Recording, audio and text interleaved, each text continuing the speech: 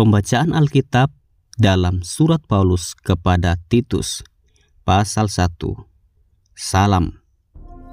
Dari Paulus, hamba Allah dan Rasul Yesus Kristus, untuk memelihara iman orang-orang pilihan Allah dan pengetahuan akan kebenaran, seperti yang nampak dalam ibadah kita, dan berdasarkan pengharapan akan hidup yang kekal, yang sebelum permulaan zaman sudah dijanjikan oleh Allah yang tidak berdusta, dan yang pada waktu yang dikehendakinya telah menyatakan firman-Nya dalam pemberitaan Injil yang telah dipercayakan kepadaku, sesuai dengan perintah Allah, Juru Selamat kita.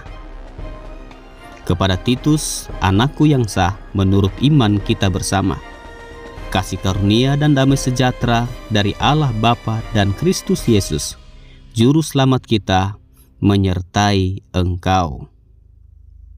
Tugas Titus di Kreta, syarat-syarat bagi penatua, penilik jemaat.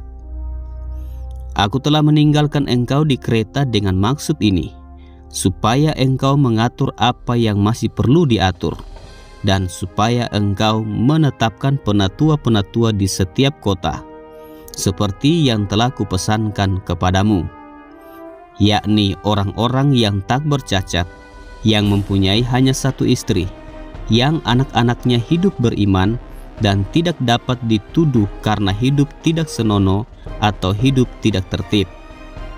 Sebab sebagai pengatur rumah Allah, seorang penilik jemaat harus tidak bercacat, tidak angkuh, bukan pemberang, bukan peminum, bukan pemarah, tidak serakah, melainkan suka memberi tumpangan, suka akan yang baik, bijaksana, adil, saleh, dapat menguasai diri, dan berpegang kepada perkataan yang benar, yang sesuai dengan ajaran yang sehat, supaya ia sanggup menasihati orang berdasarkan ajaran itu, dan sanggup meyakinkan penentang-penentangnya.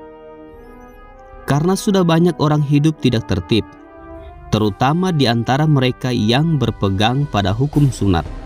Dengan omongan yang sia-sia, mereka menyesatkan pikiran. Orang-orang semacam itu harus ditutup mulutnya, karena mereka mengacau banyak keluarga dengan mengajarkan yang tidak-tidak untuk mendapatkan untung yang memalukan. Seorang dari kalangan mereka, nabi mereka sendiri, pernah berkata, "Dasar orang Kreta pembohong, binatang buas, pelahap yang malas." Kesaksian itu benar. Karena itu tegurlah mereka dengan tegas, supaya mereka menjadi sehat dalam iman, dan tidak lagi mengindahkan dongeng-dongeng Yahudi dan hukum-hukum manusia yang berpaling dari kebenaran. Bagi orang yang suci semuanya suci, tetapi bagi orang najis dan bagi orang tidak beriman, suatu pun tidak ada yang suci, karena baik akal maupun suara hati mereka najis. Mereka mengaku mengenal Allah, tetapi dengan perbuatan mereka menyangkal Dia. Mereka keji dan durhaka, dan tidak sanggup berbuat sesuatu yang baik.